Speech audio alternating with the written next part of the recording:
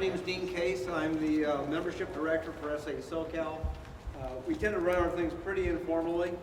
So we're going to talk hydrogen here, but I wanted to run through a few things, talking about some upcoming events and introduce a couple of guests first. I always like to show this slide, bring it to students. Can anyone identify a common theme of all these vehicles on the screen? Anybody? Yes. All of them were either designed or built in California. Oh, wow. And not everyone realizes how much history there is in automotive in general, motorsports in particular, and aerospace. You know, so there's still just amazing resources in this area. And so, you know, a lot of things, even going back to the Studebaker Avante was designed in Palm Springs. You know, Ford's got a new operation at Long Beach, not that far from where they used to build Model Ts in Long Beach. So a lot of really cool heritage in the area. Just think, everything here we do for the FSAE SoCal, all volunteer. Some of our other board members, Dr. Bachman from Cal State LA is out of town. Emily Sharp is feeling under the weather and didn't want to bring her germs to this, so we appreciate that. Mike Moyer, our treasurer, is in the back. John Steiner, I think, is on a plane somewhere, but all this is volunteer. So if you're all the Fullerton students out there, as soon as you graduate, we'll invite you to the board. Right now, focus on your cars, but we'd like to have more people getting involved and helping us produce great events. For those of you who don't know, we have 18 active student groups in Southern California. But by the end of next year, we may have 24, because we got 6 more in the works, including Long Beach City College. We got some reps here from Long Beach City College. And normally, you know, it's hard enough to keep continuity in a 4-year program. It's almost impossible on a 2-year program with students. It's the only reason we're doing Long Beach City College and Saddleback is because faculty asked for it. So absolutely we want to support it. And I think with Long Beach City College being so close here to Lions, it's a great opportunity. We've done 12 events in the last 6 months. So we've done some really cool things, most of them right here at Lions, because this is just like the perfect venue for us. We've also done some things over at the Long Beach Grand Prix. We'd like to do more tours. We're going to hopefully have some of those in the second half of the year. And upcoming, so how many of you have gone to see Speedway motorcycle racing? Only at, looks like maybe 20% of you. The other 80% are missing something that's really wild. 500cc singles are running alcohol on 8th Mile dirt track. So that'll be Saturday, August 1st, City of Industry. Cool stuff. August 5th, we have 2 engineers from the Williams Formula One team coming over here to talk. And several people have asked me, how did I talk Williams into getting them to come over? I didn't. They're both from Southern California. It just happens that that's their vacation from work. They're home visiting family, and we set up the date specifically so they can come and talk. So figure for any of the students or anybody who wants to know what it's like to work in Formula One today, we're going to have 2 SoCal natives who are going to talk about their experiences over in Europe. September 15th, our working title is Bespoke Engineering Challenges in the Automotive Engineering World. John Steiner is setting that one up. I don't know the details other than that vague title. We're going to hopefully have one of our student groups participating in the Freak of the Week car show in Topanga Canyon, run by a good friend of ours.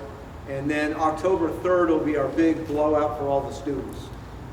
And this is one that we don't generally invite industry unless you're actually actively hiring. We would like more companies to use these meetings as a venue to announce hiring opportunities. And I'm the one on LinkedIn, anytime someone posts that we're looking for hiring an engineer, I invite them to come and make the announcements here. So if anyone's in the audience is hiring, you're welcome to come up here and say a few words. And then there's some events that FSAE International is putting on. 2 weeks from now is the Automated Transportation Symposium in San Diego. So anyone's interested in autonomy, ADAS, and other related topics. So that'll be some hardcore technical topics as well as some of the regulatory issues related to it. There's an OBD2 conference in Long Beach in September, and that one we timed it to where we'll have a section meeting here on September 15th, so hopefully we'll have 100 people from that conference coming over for that one.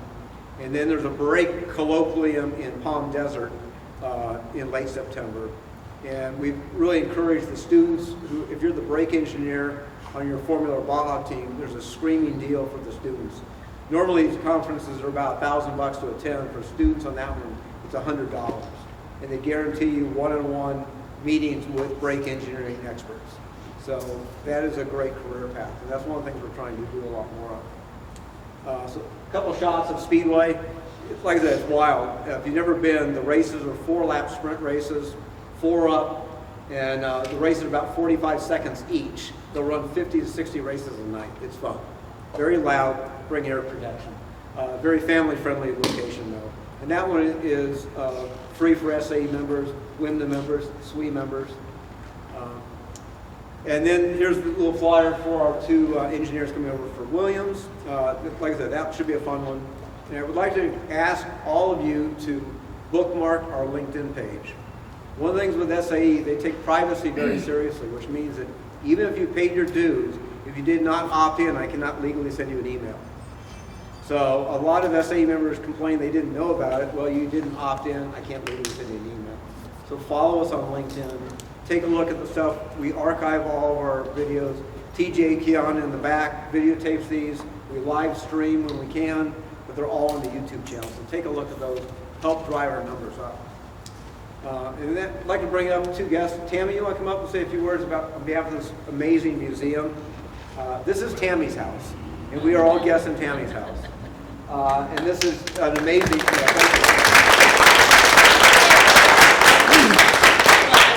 Welcome to Alliance Automobilia Foundation and Museum. We're so happy to see you here.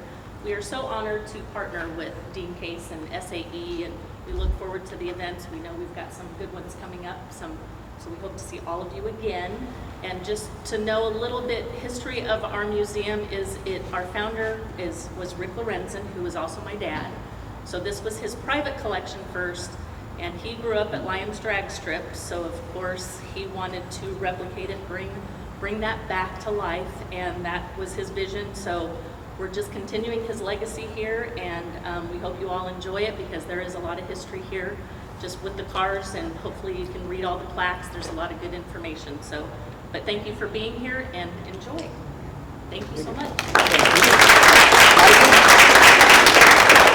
One of the other great partners we had, the event we did here in April was with Women in Motorsports North America, WMNA, and Society of Women Engineers, SWE. So, Ivy, you want to say a few words about SWE? So thank you always to Dean and SAE for always inviting SWE LA to our events. So my name is Ivy. I'm the president of SWE LA, Society of Women Engineers Los Angeles, and many of you may be familiar with the org, but we are an international organization that just exists to empower, support, and inspire women and other minorities in STEM and engineering and all that stuff. So very similar mission to SAE and other related organizations, but we'd love to have you all at our events if you all are interested. For those of you who are students, we have our annual scholarship program that you can apply to. If you're graduating soon, we'd love to join you when you become professionals and working in the workforce or in academia or anything like that. And then for those of you who are currently professionals, we'd love for you to join us at our events. We have social events, professional development events. The first thing we have coming up is in August 23rd. We're going to be having our first meeting of the year. So twice a year we get together to plan out the whole year and all the fun events we'll be doing. So it's going to be likely August 23rd, a Sunday in the morning. So if you're interested, come find me. We can send the details to you. But yeah, we partner with SAE a lot on events, and we look forward to seeing you all at stuff if you're interested. Okay, thank you.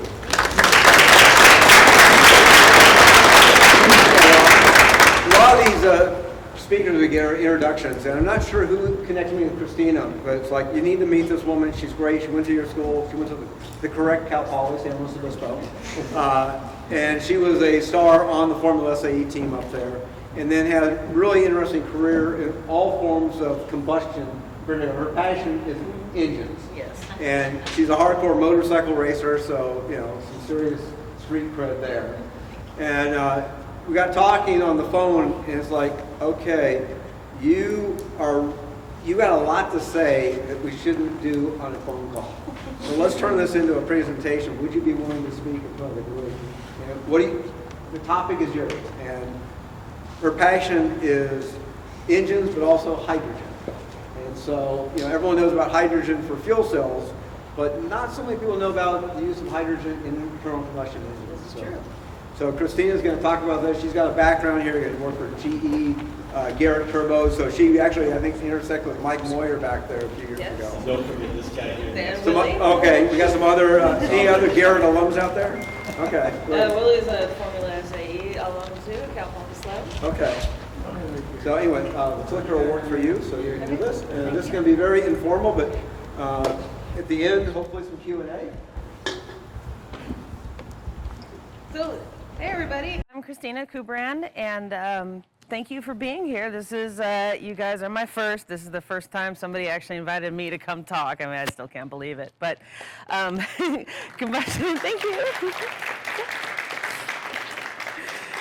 Combustion engines are my passion, and so to quote Jan and Dean, checkered flags, wheel stands, sure sounds pretty.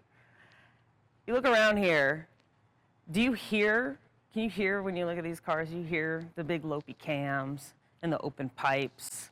Now, who here agrees with me that it is blasphemy to silence a muscle car with an electric motor? Yes, I figured that's why you were here.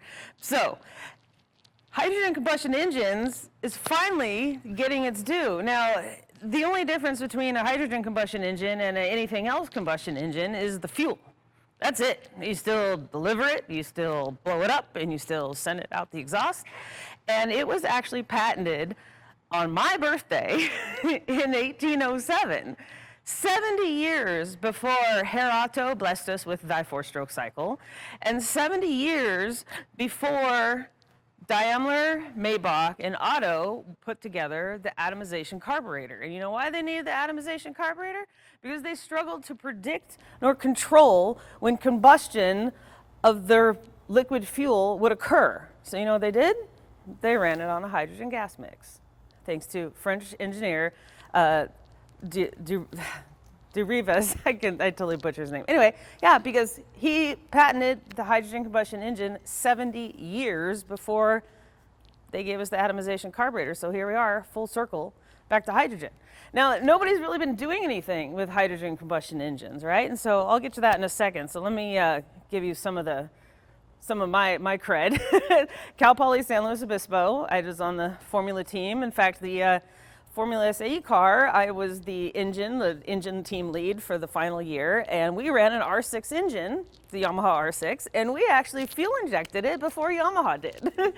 And so the Yamaha R6, I loved that little engine so much that was my first sport bike. And so then when I started road racing motorcycles, of course it was the R6, and then I graduated to the R1 and ended up doing far better on a 1000 than I did on a 600, because I mean, I sucked on a 600. I was always at the back of the pack, but I'm not super throttle aggressive. And so that really bodes well for being on 1000, and ended up getting my first ever podium my second year of road racing my R1 by flag to flag win by 4.5 seconds. So that was kind of crazy. But anyway, I digress. So 352 Innovation, I am an accidental entrepreneur. I just wanted to help my friends because I did diesel electric locomotives, which these are some of my favorite collections that I took home from work. So these are out of the 7FDL, so F designation, D for diesel, L for locomotive. And then this is out of the 6,000 horsepower HDL that they tried to make. It didn't work out so well, but the 7FDL. Now they use a steel crown and an aluminum skirt that they bolt together, and you can see what's left of a valve face inside the cavity between the crown there. So some of my favorite collections from there. And for comparison, so the Ford 352 FE, this is a valve out of that engine, and it was the first engine I ever built at Sierra College outside Sacramento and Rockland. And this picture here is the first time I ran the engine, fired it up for the first time. So I'm sitting with the fire extinguisher and modulating the carburetor. So it's pretty exciting to have an opportunity to save that sweet symphony of controlled combustion, because you will take that from my cold dead hands. And there is absolutely no reason that we have to give up combustion engines, because they can and they will be zero emission, and I'll get to that in a little bit. So for my career, because I had designed and built locomotive diesel engines, well, the locomotives, but emphasis on the diesel, that was my favorite part. But the locomotives, turns out they fundamentally operate like every single electric vehicle. It is a control system to manage the power. Everything in the middle is nuanced between make and model. You want to put a fuel cell in there? Cool. You want to put in a battery and a combustion engine? Cool. You know, whatever you want, it doesn't matter, because the control system for electric vehicles is the new air fuel ignition. Without it, you don't go anywhere, right? And so this is one of my favorites. That's from a Colt Peel Stick stationary gen set. Isn't that cool? I'm 5'3", so that is at Fairbanks Morris Engine. They're licensed to build them and deal with them in North America. So yeah, that was pretty cool. So thanks to my experience in doing the locomotives, I wanted to help my friends who own independent shops. Is my brother. Now, my brother has been a technician for 20 years, and he is a maestro with a torque wrench. He's one of those guys, like, once he touches your car, you're like, nobody, that's my dude. Don't touch it, you'll mess it up, right? And so he's one of those kind of guys. And so he's been down here in LA for a long time, and he's got a collection of dudes who call him up, bro, come fix my car, come fix my car, come fix my car. And so they were encouraging him to open a shop. And so, you know, this was before the pandemic, so I was like, let's do it, I'll help you run it. And I'm like, wait a minute, I'm an engineer, you're a talented mechanic. Let's do custom zero emission powertrain conversions. He's like, all right, cool.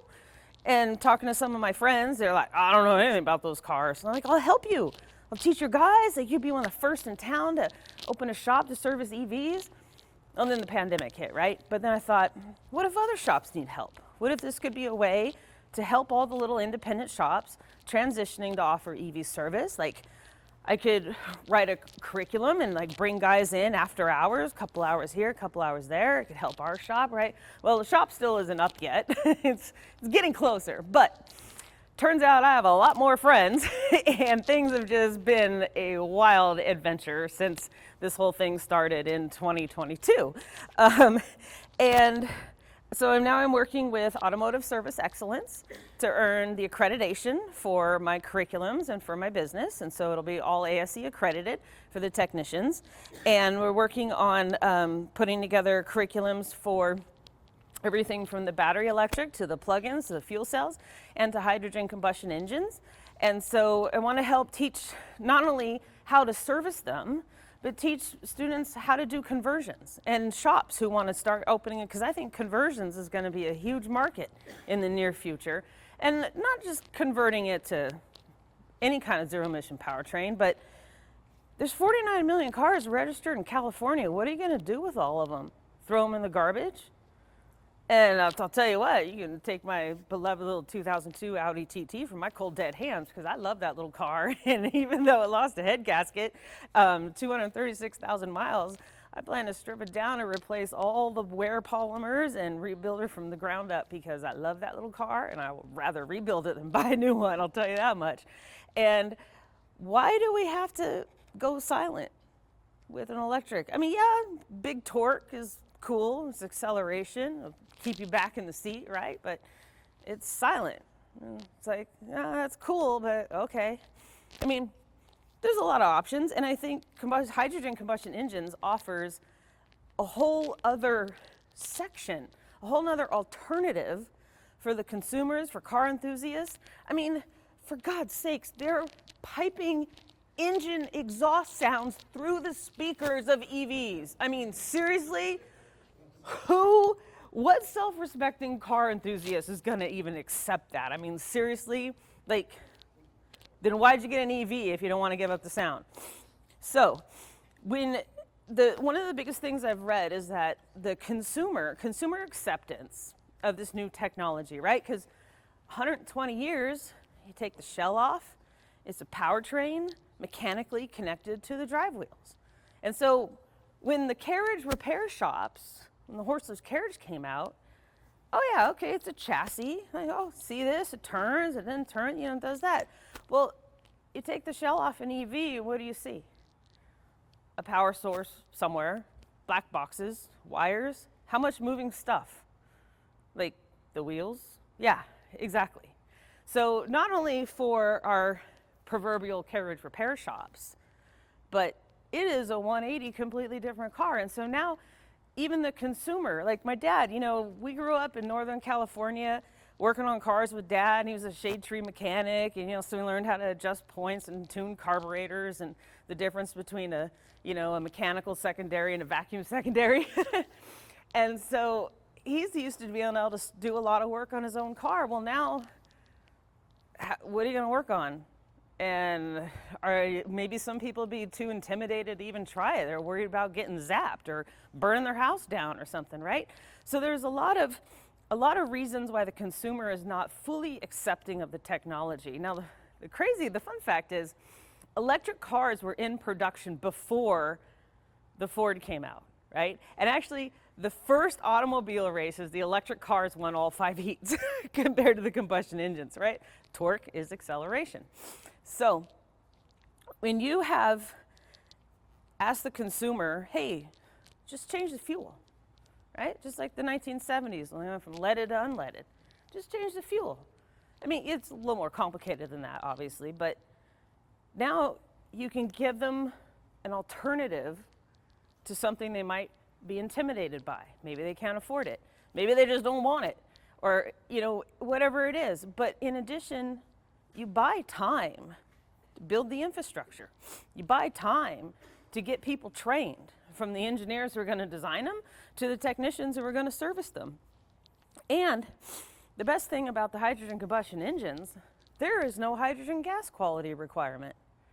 And I've talked to some of the guys in production, and their plan is to basically make it that high quality anyway. But as production gets started and gets launched, and you're building all these pipelines and dealing with all the growing pains that come with it, well, what if you don't have the quality? What are you going to do with it? Dump it somewhere, store it somewhere, re-clean it? Nah, you can sell it to a hydrogen combustion engine. And the EU has already given its official stamp as a zero-emission vehicle. In fact, JCB, they make construction equipment over there, backhoes and excavators. They just built a land speed car that's powered by 2 800 horsepower hydrogen combustion engines, and they're hoping to beat the 350 miles an hour that they hit with the diesel one from last year. You know what? I think they will, because the other beauty of hydrogen combustion engines is they make a ton more power. And just imagine how much more power. Right now, they're like 60, 70% thermal efficiency, and nobody made parts for them until like 2 years ago. Nobody.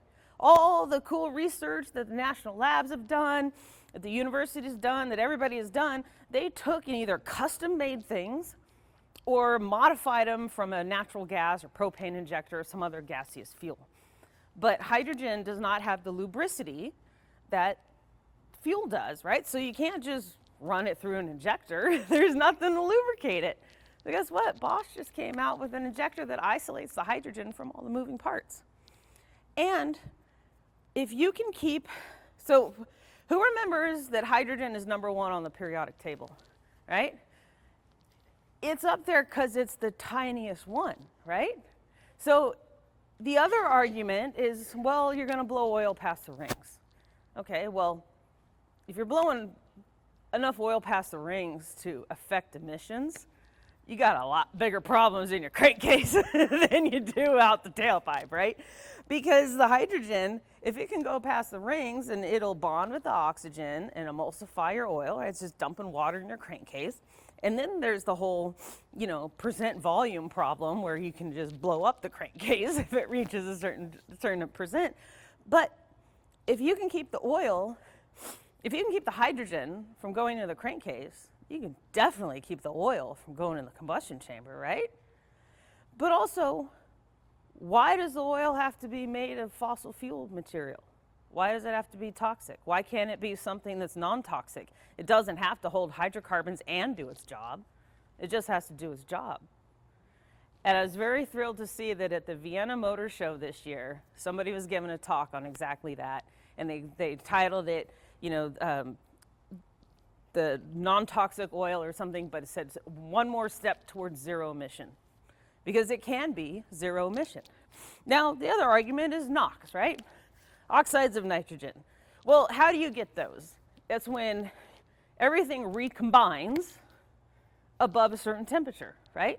So if you can keep the temperature below that threshold, the NOx formation zone, you're not going to make any NOx. And there's a whole lot of levers you can pull to not make NOx. And one of the coolest ones I read about, this is pretty neat. So how many people have heard of the whole like active and passive pre-chamber with combustion processes now? So what they're doing is you got a pre-chamber, and for an active one, you would start the ignition process there, and then the combustion would continue down in the main part of the combustion chamber. And so some of that can look like the flames continuing down, or just the air-fuel mixture going down and then igniting in below, depending on how it's designed. But one of the coolest ones was Molly and Lieber. They have an active pre-chamber combustion for hydrogen combustion engines, where the ignition starts in the pre-chamber. So like a six-hole nozzle, right, sprays out the fuel. Well, imagine shooting out little fireballs. And now, because hydrogen has such a fast flame speed, combustion's done before the temperature even gets hot enough to get into the NOx formation zone. So now you can have a lot more fuel to get the power out of it, but the combustion happens so fast that you don't get up to temperature to make NOx. And they were able to show that it made no NOx. And so, because that's the trade-off, right? It's like less fuel is lower temperature combustion, but there's a lot of other levers we can pull. That was just one of the ones I thought was really cool. But there's a lot of levers we can pull for low temperature combustion. And they've been studying that for diesel and gasoline for a lot anyway, you know? And so the other setting is like if you put a hydrogen combustion engine in a hybrid setup, so like a locomotive, where all it does is make electricity, it does not connect to the drive wheels whatsoever, then you will absolutely make zero emissions, period, because you can keep it out of the NOx formation zone. And Southwest Research Institute in Cummins, they built, and it wasn't even Cummins optimized hydrogen combustion engine, it was their fuel agnostic engine, so it was port fuel injected hydrogen, and it was, they put it in a Class 8 tractor and put it on the road, and they were able to show 10 ppm NOx across the board, because the transient NOx is where it'll really start making it, right? But otherwise, it is absolutely possible to make zero NOx out the tailpipe. And so H2ICE is finally getting the attention it deserves and it needs. So it's been 120 years of development with fossil fuel engines, diesel and gasoline, right? Nobody was really looking at hydrogen. A few niche places, and us weirdos, you know, checking it out. I found some papers going back to 1933 on SAE, so that was pretty cool. But imagine what we can get out of that engine now that people are actually giving it the love it deserves.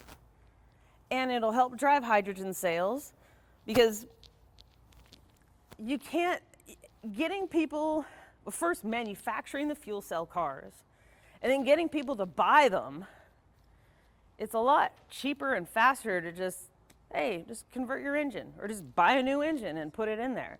And so one of my personal passion projects is to develop a kit to convert classic cars to run on hydrogen when it's all done. And the thing that's really fun about hydrogen engines is that you can set it up a number of different ways. For example, you can have it, like if you wanted to convert one of your classic cars, you can still keep it carbureted. You can run it on gasoline or hydrogen. In fact, Mazda did that in 2022. They turned one of their Wankel engines into a dual fuel so that you ran on gasoline or hydrogen. And the whole point was to influence and promote hydrogen infrastructure growth in Japan. Port fuel inject the gasoline, direct inject the hydrogen. So as long as you have the entries in two different spots, you can run it on either fuel. But you can also set it up for blends. And the thing with that is you can have an increase in power and a reduction of emissions by just adding a few blends. In fact, Idaho National Laboratory, back in the early 2000s, they built a hydrogen production plant out in Arizona, and they got this fleet of vehicles. Some of them were optimized, some of them were not. And they took and put them on either 100% hydrogen or 100% compressed natural gas, or a blend in between, 15% hydrogen, 30% hydrogen. And then they tested emissions, they looked at the maintenance, they looked at how well they performed, and they were able to, what was interesting was this one in particular was a Dodge van, and it, they ran it on I think it was a 15% hydrogen CNG blend.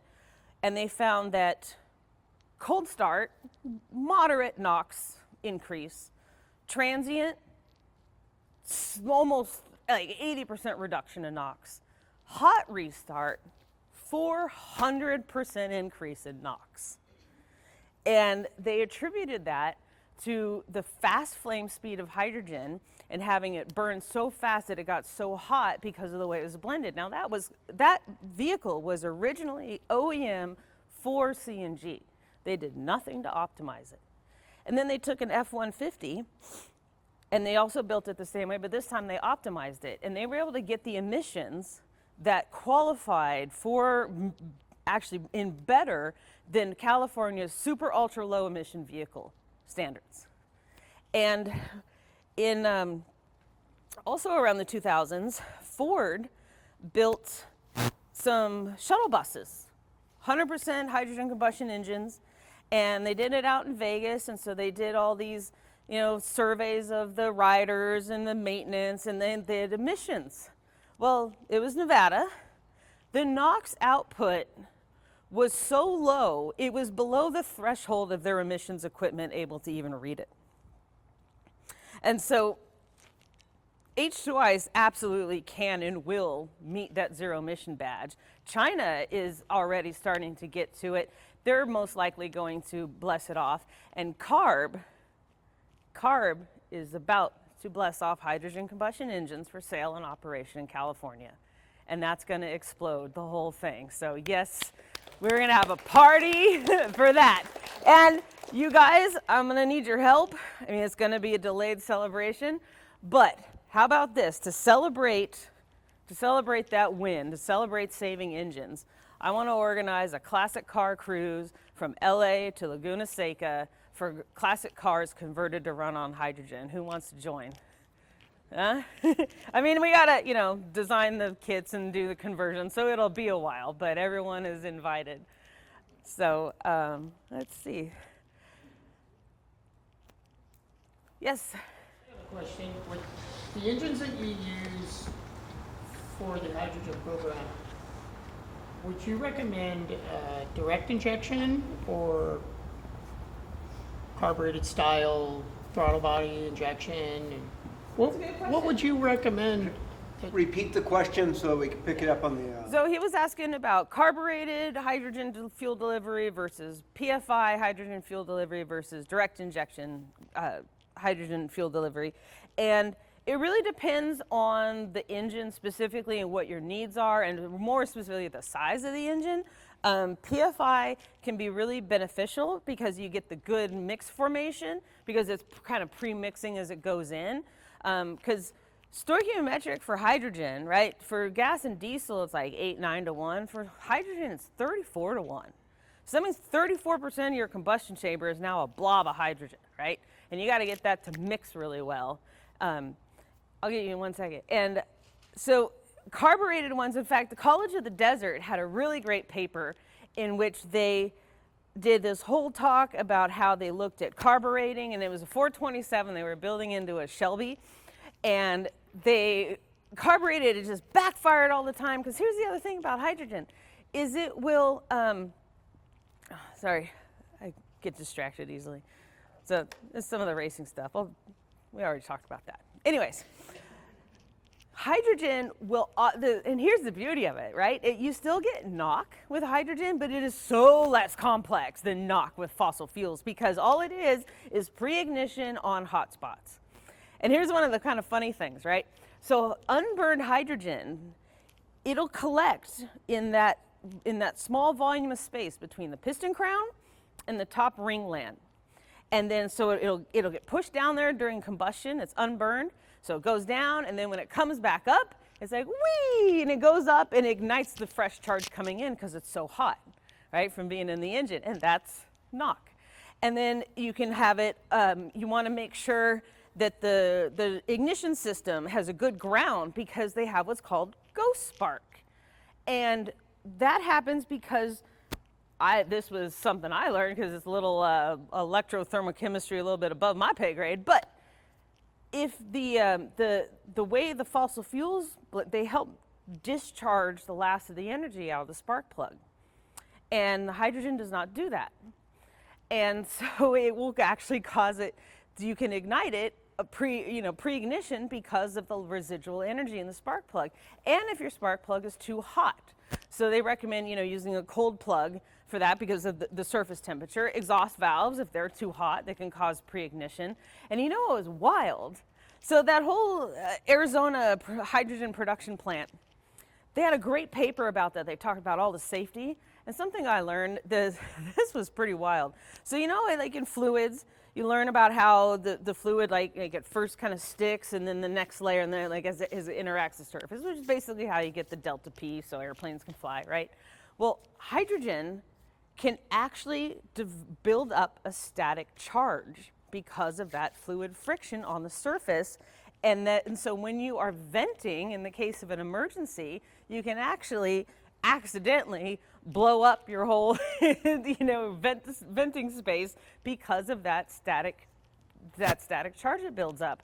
That was pretty wild. And so those are some of the things you got to watch out for.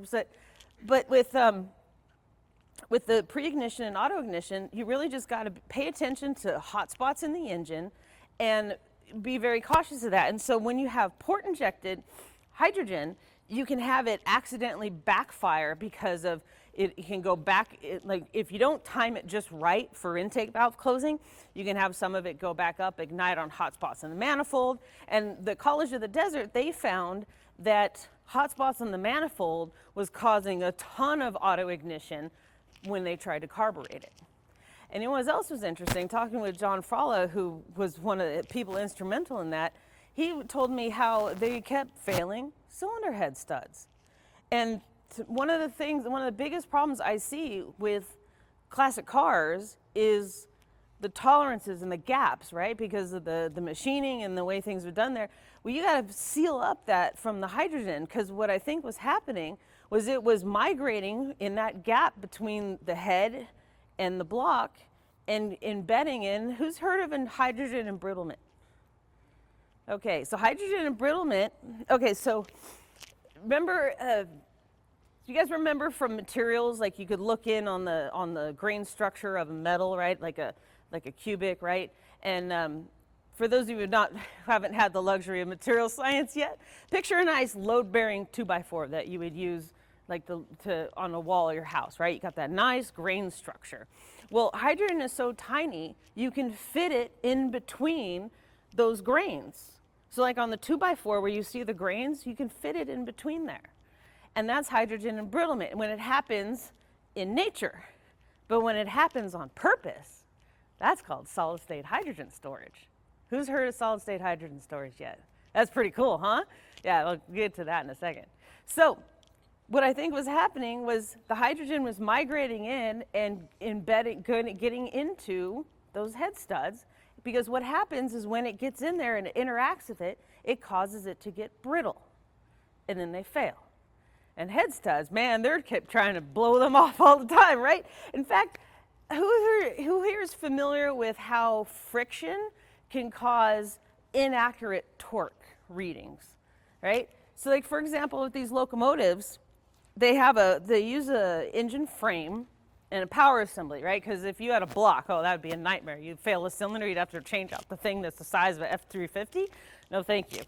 But these studs that are used to mount the power assemblies, the torque specs were so high that they actually started using a bolt stretcher, because the torque specs would give it, they were so high that you would get so much friction it would give inaccurate torque readings, because the friction now gives you higher torque readings on your wrench, but that aren't necessarily there.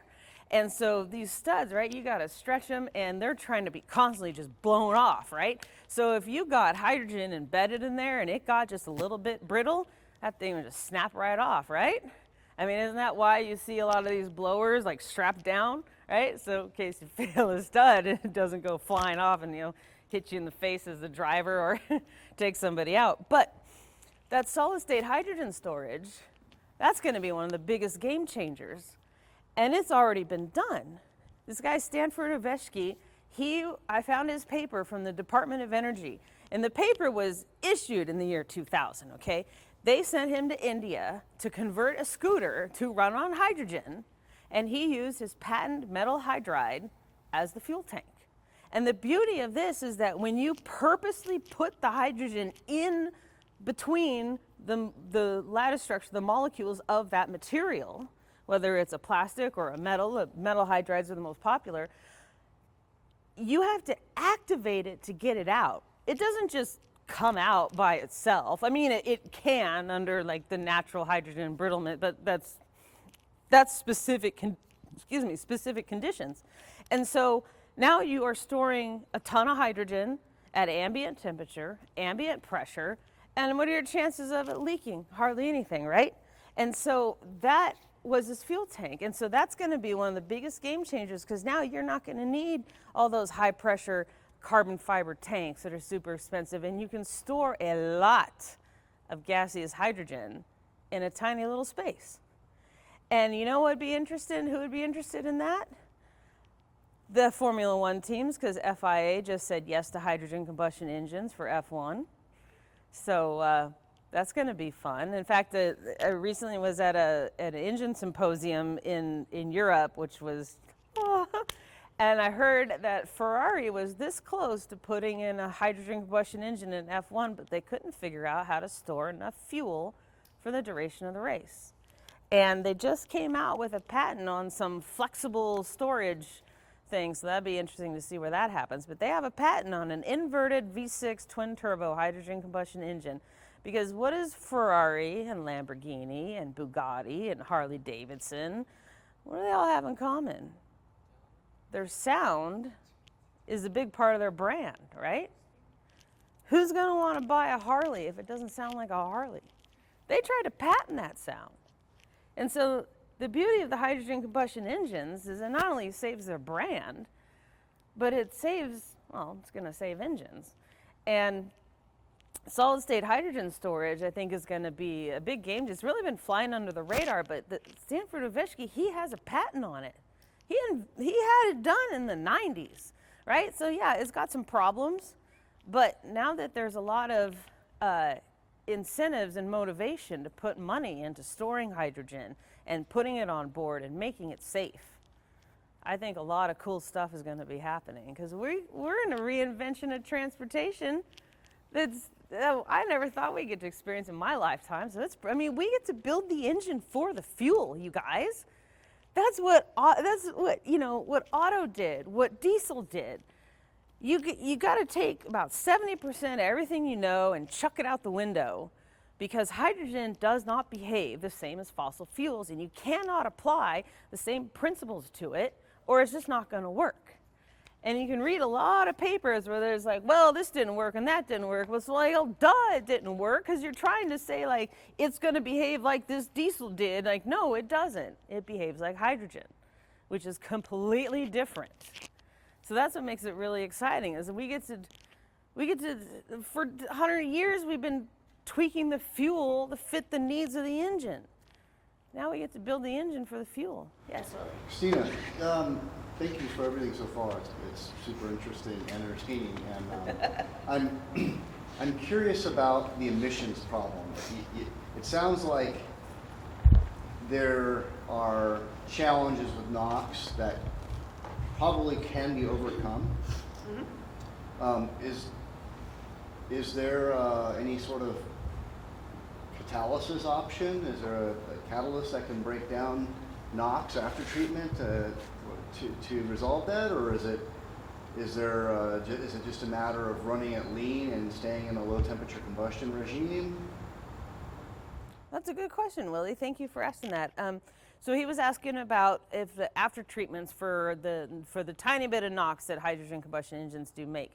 And they actually have found that the current after treatments catalysts that are used for diesel engines work to eliminate NOx from hydrogen combustion engines, but also adds an additional safety element to ensure that any unburned hydrogen does not cause explosions in the exhaust system.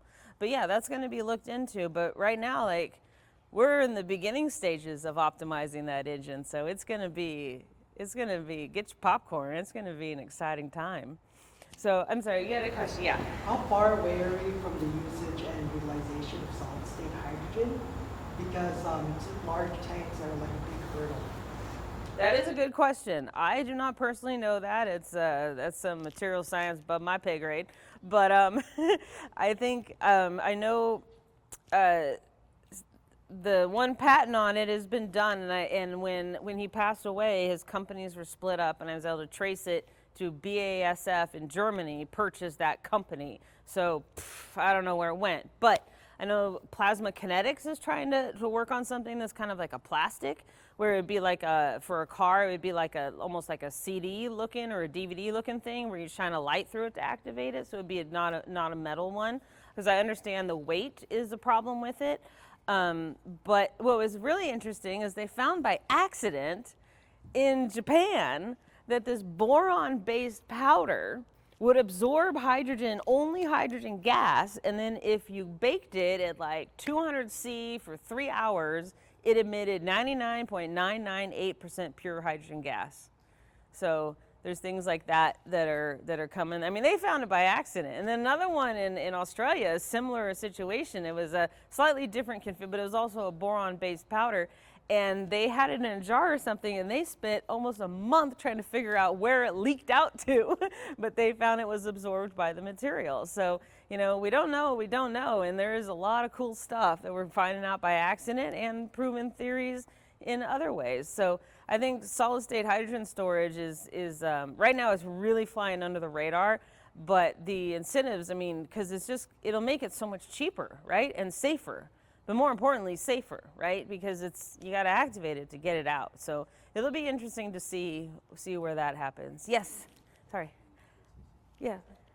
That's it.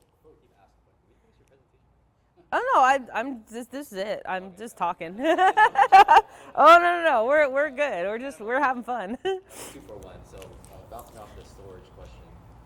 As of right now, we know that hydrogen is like 2 to 3 times more energy dense than gasoline, but it requires it to be either highly pressurized or in a cryogenic state. How are we going to get over that hurdle? I know you're talking about solid state, solid state hydrogen storage, but bouncing off that one, you want to do conversion kits. Does the conversion kit, is it similar to like doing flex fuel where you do like corn as your engine, and where it's just changing out injectors, your fuel lines, and whatnot? With hydrogen, it sounds like, you mentioned how it can bypass extremely small spaces. Is it going to require a completely different engine? Does it require a completely different fuel storage system? So on and so forth. Okay, that's a good question. So he was asking about like kind of what a conversion would look like to convert a gas or diesel to run on hydrogen. Like how complex would it be, and fuel storage wise, is that pretty much covered? Okay, so that's a really good question because it's still kind of TBD, right? Like I'm in the homework phase because everything's kind of just starting to get off the ground. But what I'm seeing is I think it can be done realistically with more of just a top end, because you need injectors, you need to seal it better, right? But I don't, unless the rings, which if you were doing a conversion, you'd want to replace the rings and bearings anyway, but I don't see any significant need for the whole bottom end of the engine to be completely redone. But the top end more for injector placement and making sure that the correct valves, because you want to get valves that have rapid heat transfer capabilities, and I think that you got something like their sodium filled or something. But so there's a lot of options to that, and I know right now companies have found that it's just cheaper and easier to just design a new engine, right? Because there is, like I was saying, you got to chuck a lot of what you know out the window because it just doesn't apply, and you got to figure out how it applies to hydrogen specifically. And so they found it just cheaper and easier to build a new one from scratch. But yeah, let's see. So I have a 2-part question. Okay. At the very beginning, you said on grade hydrogen in combustion. What impurities is involved in the lower grade hydrogen gas? Well, the impurities that they'll damage so as they cross over the surfaces of fuel cells, it'll cause damage, and those impurities is basically just air. That's pretty much it. So there's no other hydrocarbons in there that would No. essentially change the combustion? No, there might be some others, but no, nothing that would have an adverse effect on the combustion chemistry. Which it brings up a good point. He was asking about what are the impurities in a impure hydrogen gas? Well, it is just air, but this was pretty wild. So, right, hydrogen is so tiny that you gotta keep everything sealed up super tight, right? Well, you don't have to do that so much when you're making propane or natural gas. So it turns out that from those pumps and all those equipment used to produce natural gas and propane, some of that lubricating oil gets into that gas stream, and that is just enough to provide the lubricity necessary for the fuel injectors for when you run it in an engine. So that was a fun fact I learned about that. So just kind of residual slop in the gas. So yes. I'm not sure where to start. First, very informative. Thank you. My whole career was automotive engineering, and I was at a research group at Chrysler back in 2000, reference 2000 a lot. I led a project which was a single-cylinder hydrogen fuel engine, Nice. direct injection, used water injection to minimize combustion temperature, Yeah. minimize the NOx. I couldn't get anybody interested. So I guess what I want to ask is there really a pull for this? Like, who's asking for this? Is there more interest? Why? It's good if CARB's going to recognize it as a ZEV, but I just could not get anybody interested. It was just bad timing. So he was talking about how he working at Chrysler. He was working on hydrogen combustion engines, but nobody was really interested in supporting that. Cover that, right? So here's the good news. In the last, since about 2021, 2022, H2ICE has exploded. Maybe that's not the right term, but just gained a ton of momentum for interest in capitalizing it. So, for example, it had gained so much momentum and chatter that the Department of Energy's Hydrogen Fuel Cell and Technologies Office hosted for their monthly H2IQ webinar. They did hydrogen combustion engines, and it was hosted by Alice Sherna of Sandia National Laboratory. And the appendix, so you can download the slide deck, the appendix was 70 pages, 70. One for each company doing something about in the hydrogen combustion engine market. And it is Cummins, Volvo, Daimler. They are ready to launch heavy-duty trucks out on the roads as soon as it's blessed off.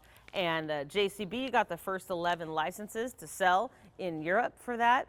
Toyota, I found Toyota, they started racing a hydrogen combustion engine in 2022 during the 24-hour races, but they had to stop for fuel so often because it was gaseous that they ran liquid hydrogen the next time, right?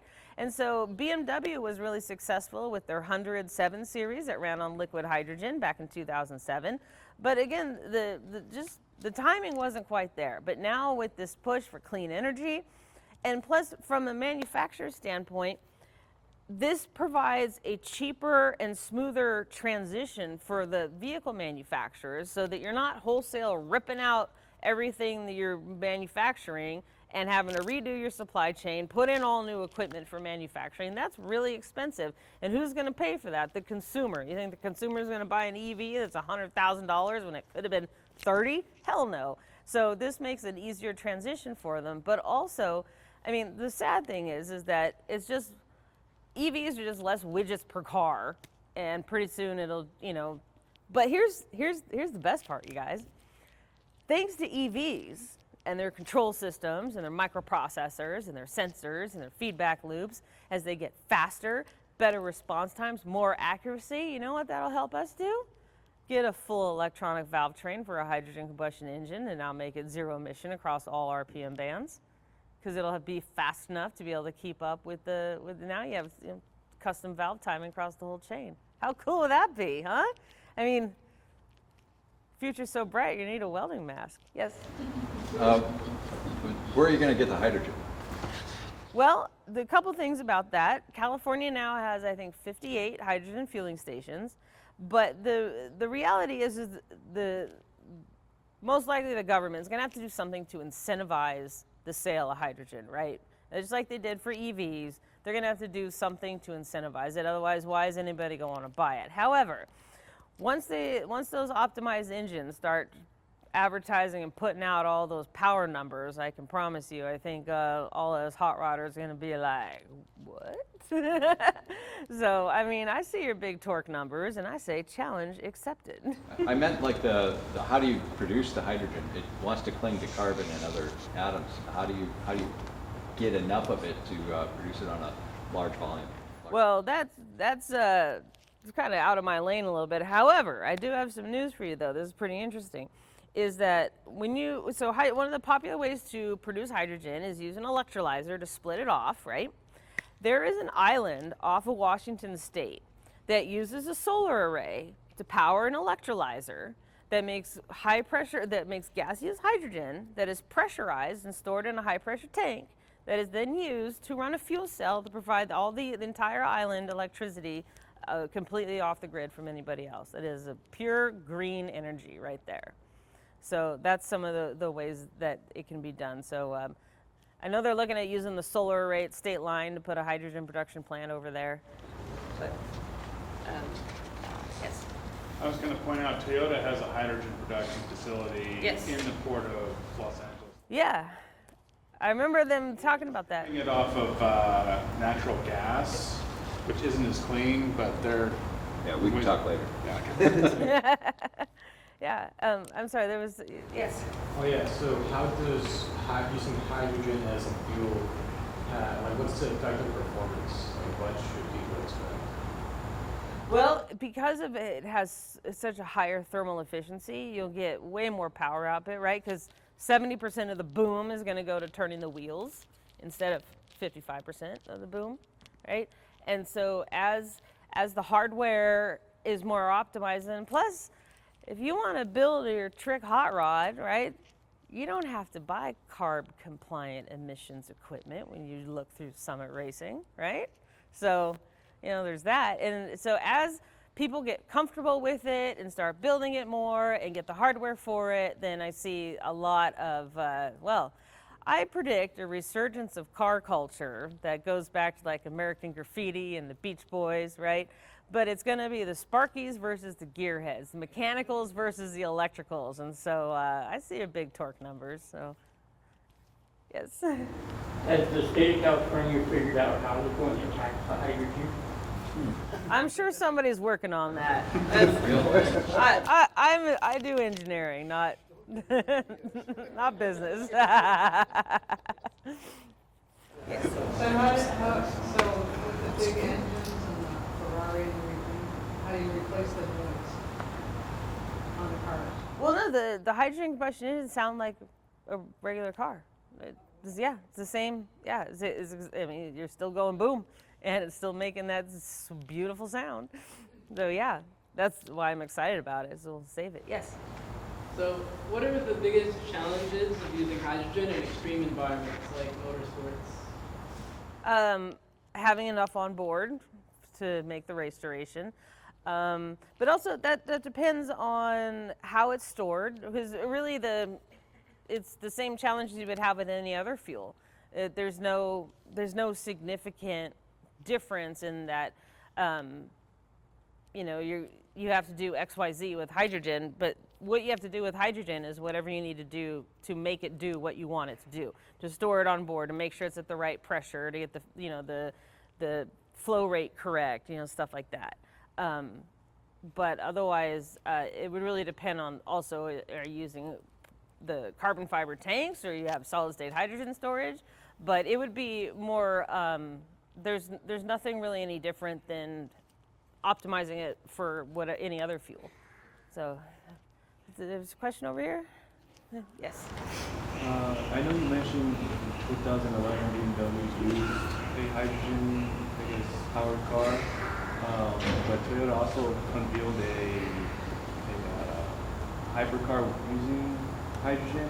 My question is more so, how soon do you think motorsport will see, or do you think it's going to be commercial then motorsport?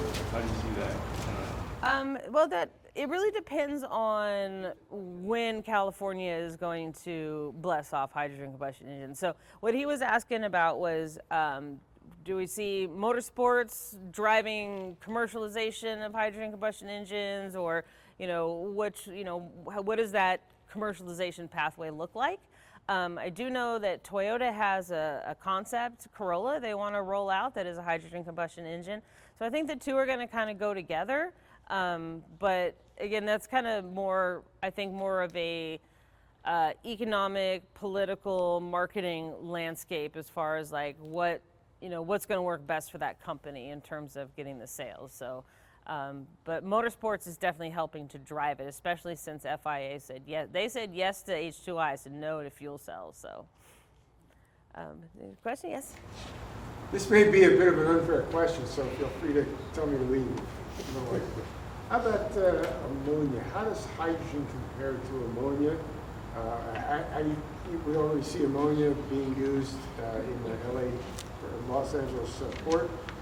And can the two possibly be mixed together?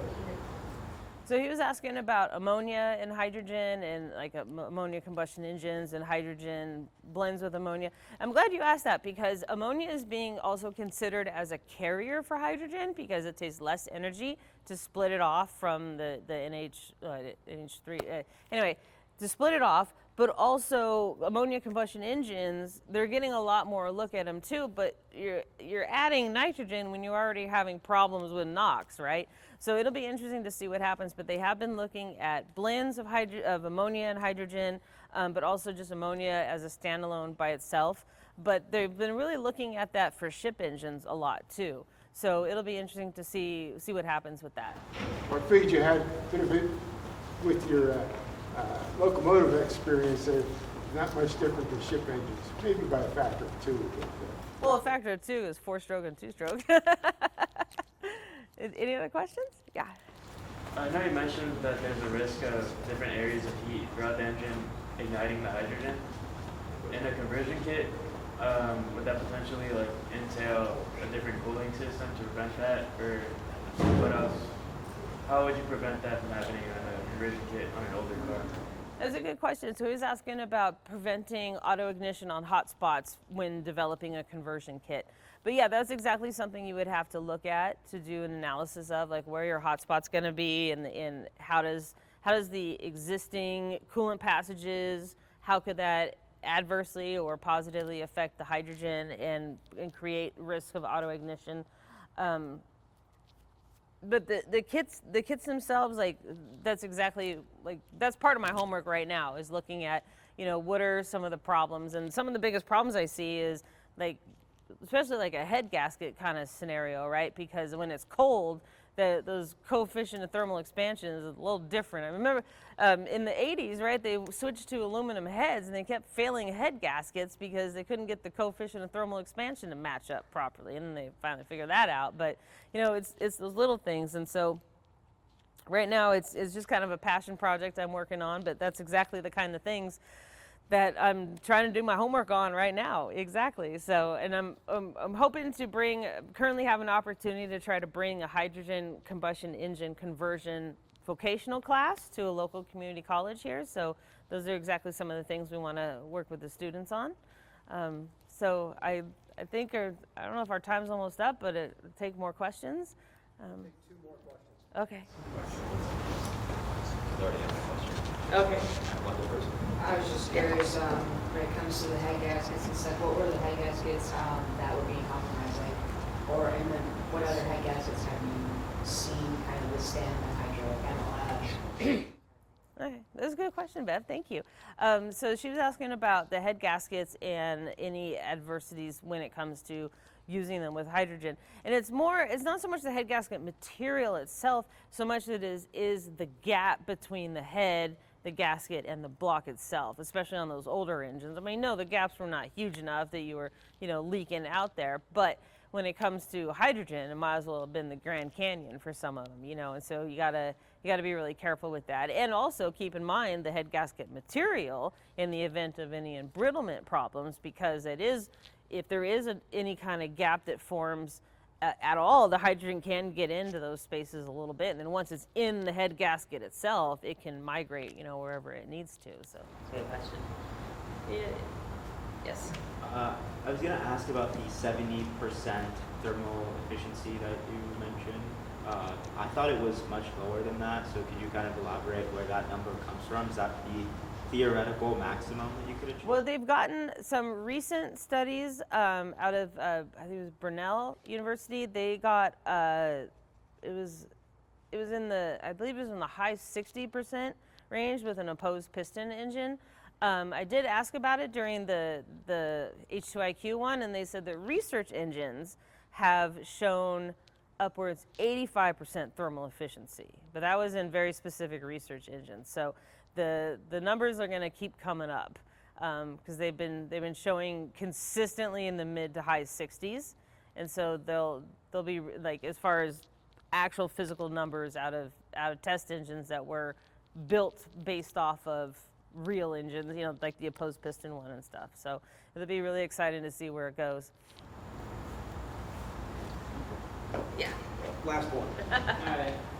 So I'm curious if hydrogen engines are more sensitive to ambient conditions or to altitude compared to traditional ICE engines. Not any more than any other fuels, especially because with the ECU, with the engine control unit, it'll auto-compromise for all that stuff. So I do have a hydrogen combustion engine paper that I wrote that we'll make sure you guys get it. It's on my website. It's free to download, and I'm very proud to say that it did influence a tiny bit to get CARB to change their mind about H2ICE, but all it does is talk about, thank you.